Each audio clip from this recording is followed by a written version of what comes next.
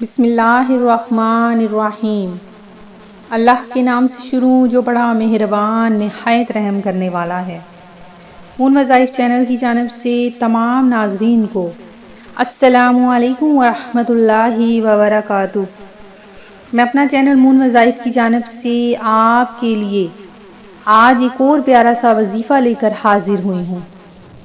سب سے پہلے میں اپنے تمام نئے آنے والے ویور سے گزارش کروں گی جنہوں نے ابھی ہمارا چینل جوائن کیا ہے وہ اسے سبسکرائب کرتے ہوئے ساتھ ہی ساتھ بیل آئیکن کا بٹن بھی پریس کر لیں تاکہ ہر نیا آنے والا وظیفہ سب سے پہلے آپ تک پہنچ جائے۔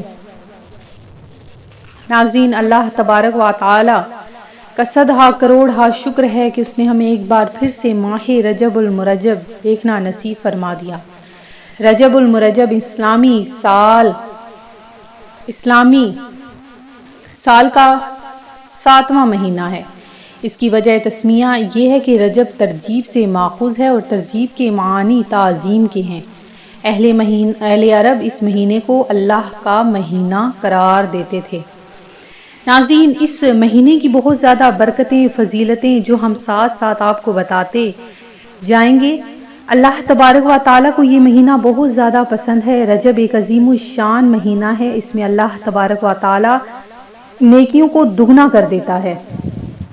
تو جو بھی شخص اس مہینہ میں نیکیاں کرے گا اللہ تبارک و تعالیٰ اس کو دگنا اجر عطا فرمائے گا، اور جو اس میں ایک گناہ کرے گا تو اللہ تبارک و تعالیٰ اس کو دگنا گناہ عطا فرمائے گا۔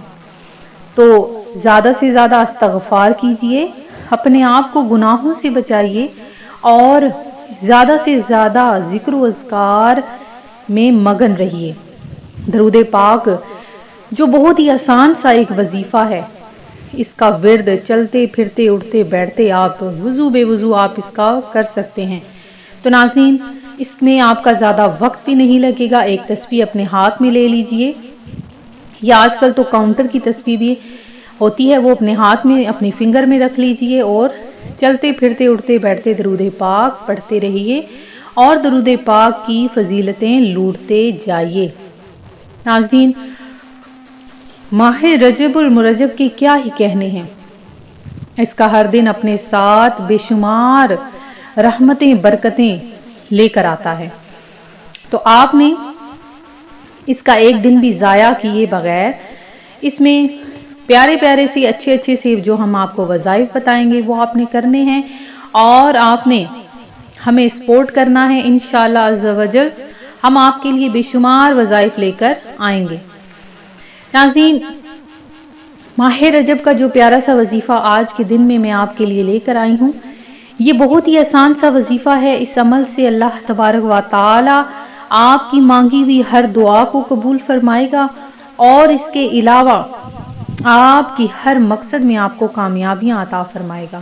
اگر آپ چاہتے ہیں کہ آپ کا ہر مقصد آپ کو ہر مراد مل جائے تو آپ نے یہ آج کے دن میں یہ وظیفہ کرنا ہے۔